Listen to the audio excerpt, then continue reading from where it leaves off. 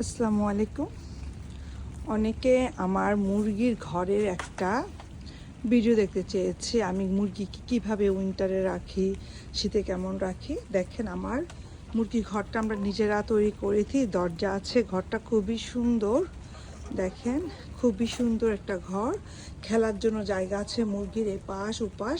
আমি ডাবল, এই যে এগুলো হোম ডিপো এবং আপনারা ট্রাক্টর সাপ্লাই পাবেন, তারের মানে যে নেটগুলো। আর ডিম পাড়ার জন্য আমি এখানে বক্স রেখেছি। ঘরের সাথেও আমার মুরগির ডিম পাড়া বাক্স আছে। এই যে আমি ডিম সকালবেলা নিয়েছি, এখন কাজ থেকে এসে নিয়ে নিলাম।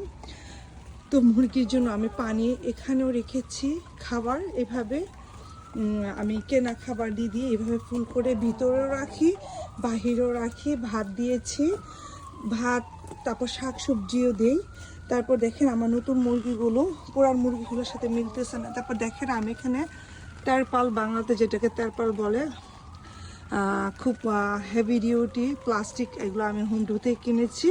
এগুলো দিয়েছি, তাহলে স্নো বা রেইনটা পরে মেস আপ হবে না মাটিটা। যদিও আমার ইট বসানো আছে, তারপরেও মাটি একটু, ওরা মাটি খুঁড়তে পছন্দ করে।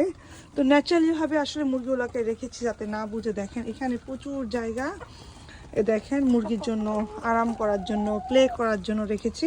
এখানেও আমি মুরগিকে আলাদা করে পানি, ভাত, খাবার দিয়েছি। এবং আমি প্রতি সপ্তাহে আমার মুরগির ঘর ক্লিন করি। কেউ আসলে বুঝতেই পারে না যে আমি মুরগি পালতেছি। এখানে মুরগির কোনো দুর্গন্ধ নাই, কিছু নাই।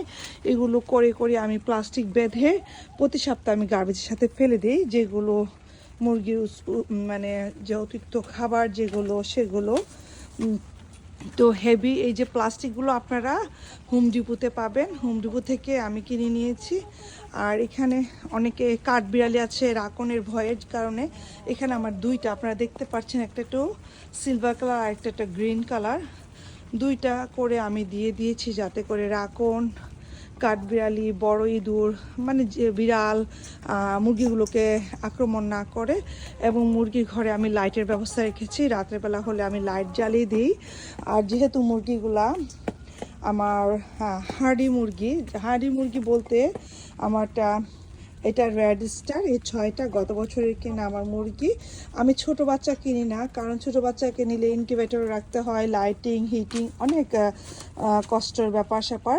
তাই আমি 35, 40, 45 বছর আমি, এই হলো বিদেশের বুকে, মানে একটুকু বাংলাদেশ, মানে কি বলবো, এত ফ্রেশ অর্গানিক ডিম খাওয়া হচ্ছে।